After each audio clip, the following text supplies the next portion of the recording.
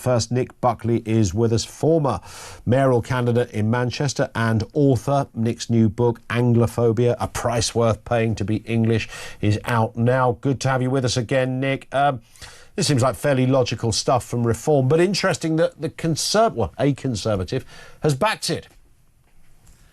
Yes, but let's backtrack a little bit. Even though Reform have said this isn't Reform leading the political establishment. This isn't Reform leading the country. This is Reform catching up to the people. It was only 6 months ago Nigel Farage was saying this cannot be done. I'm not going down this path. We're not deporting people. It can't be done. It can't be done. I'm telling you, Ian, it can't be done. That was 6 months ago, but the country's moved on. The Overton windows has dramatically changed direction. So Reform now have caught up with the people. Fantastic, 100%, I agree. Now the Tories are thinking we need to catch up with the people. I'm not sure the Tories have enough MPs to want this policy. I think Genevieve is a lot, whether or not you believe him or not is a different thing altogether.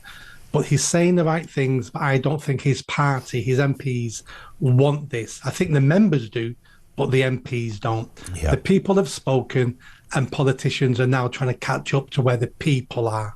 And I guess, and obviously we'll speak to Craig McKinley in just a moment, of course now a Conservative peer, but previously a Conservative MP. I mean, obviously immigration did grow under the Conservatives. Nobody can dispute that. Some would say it's because, and I'll put this point to Craig as well, some would say, look, it's in the Conservative DNA to be kind of pro-immigration. That's always been their position. They've never been a party that has sought to take the Reform kind of line. So this is an interesting turn of events from Robert Jenrick, but one that many people, and you've just kind of alluded to it, Nick, many people just either won't believe or certainly don't think could happen anyway. No one's going to believe anything the Tories say for the next few years. And no one's ever going to believe any Tory who was ever in government over the 14 years of the last Tory government. Those people are tarnished. Those people need to go. What Kemi Badenoch needs to be doing now is looking for the new leaders, the new people who are not tainted by those 14 years of being traitors, actually. And then they need to hand over power to them. That's the only way to save the Tory party, because they're done, they're dusted. Even I hate them. If they made enough noise about this, if Kemi Badenoch was on board with, and again, it's that word which for many people, Nick, is uncomfortable, words, mass deportation, you know, for many that has some unfortunate connotations. The Tories wouldn't usually use that kind of language. If they did, and they were shouting this from the rafters, could their fortunes be turned around? Yes and no.